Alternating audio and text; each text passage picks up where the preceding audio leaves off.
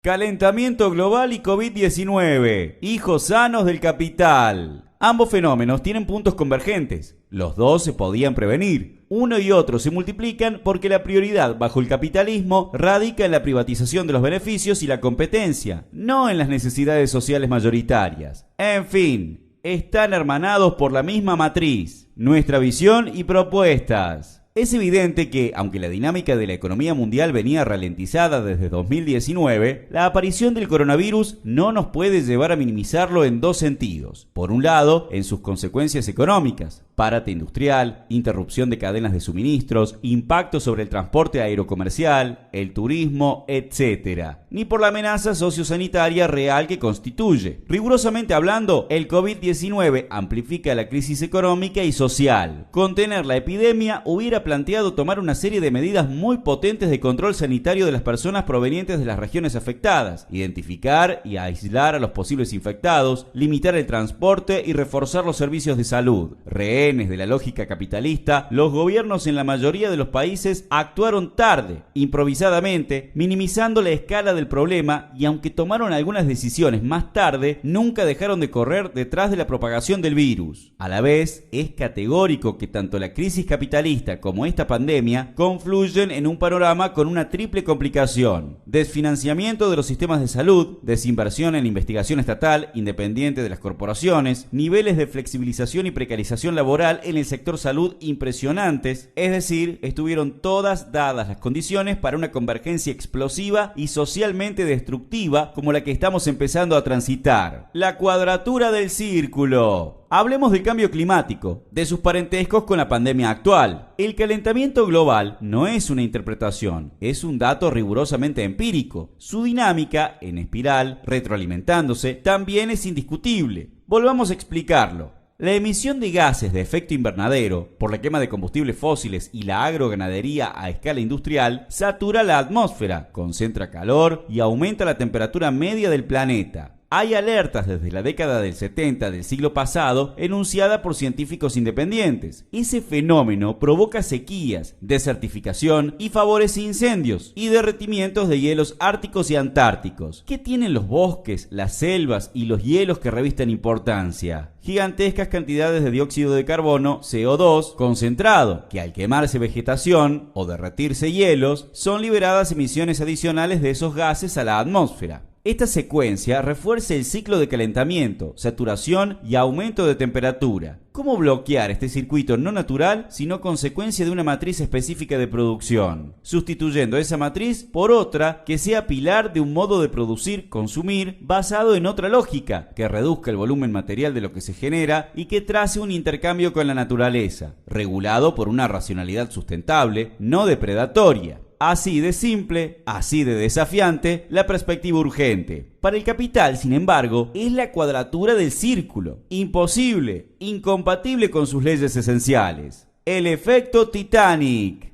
Ante el COVID-19, el poder político y económico de las corporaciones actuó con pánico, improvisación, darwinismo social, etc. Es decir, las respuestas del capital son clasistas, racistas, patriarcales, burguesas. De alguna manera, de forma concentrada, esta pandemia anticipa a escala reducida lo que puede pasar si los actuales contaminadores y negacionistas del calentamiento global conducen la sociedad frente a las consecuencias crecientes del cambio climático en los próximos años. Opera una especie de efecto Titanic.